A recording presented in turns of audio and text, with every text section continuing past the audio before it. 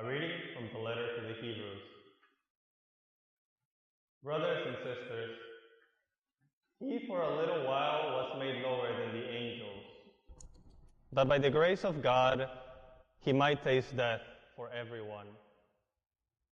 For it was fitting that he, for whom and through whom all things exist, in bringing many children to glory, should make the leader to their salvation perfect through suffering. He who consecrates and those who are being consecrated all have one origin. Therefore, he is not ashamed to call them brothers. The word of the Lord. Thanks be to God. Something I learned in college, when I was in campus ministry, was that one should lead by example. A good friend of mine reminded us of that at our leadership meetings quite frequently, that we weren't there to give orders. Take out the trash, clean the tables. Rather, we were there to be an example for others of what should be done by doing these things out of our own initiative.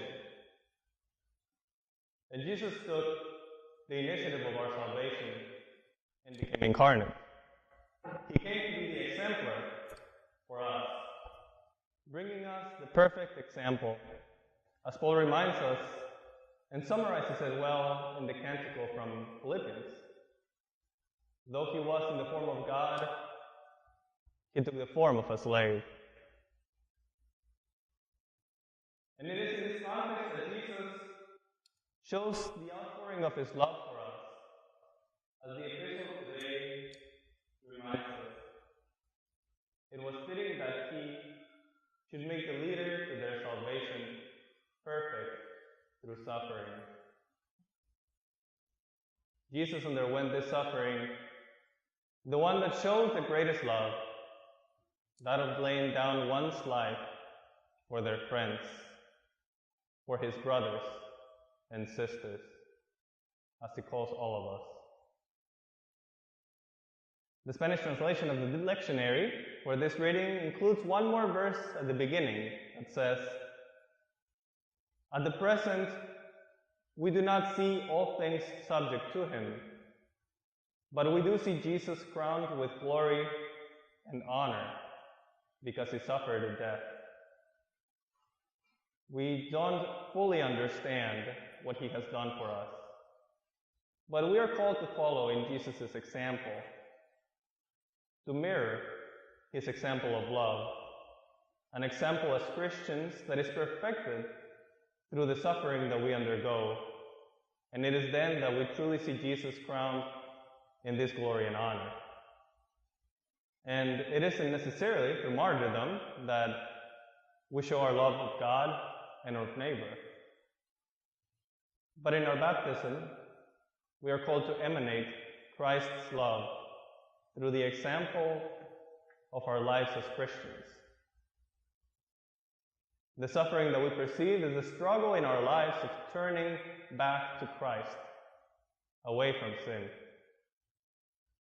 We have to be constantly reminded where we need to continue working towards being more Christ-like. For he came to redeem us from sin, even if we can't fully comprehend it.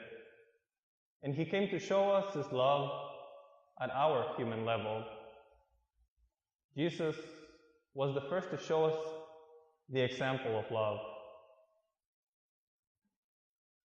Let us then be the example that we ourselves are called to be.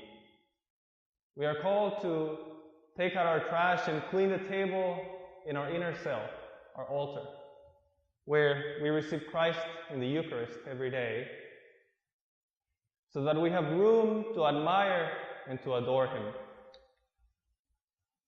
In doing this ourselves, we please God, for we are detaching from sin, and we lead others through our example in the same path. This is what our church and our world needs today. that we respond to a call we have received at baptism of pointing others back to Christ.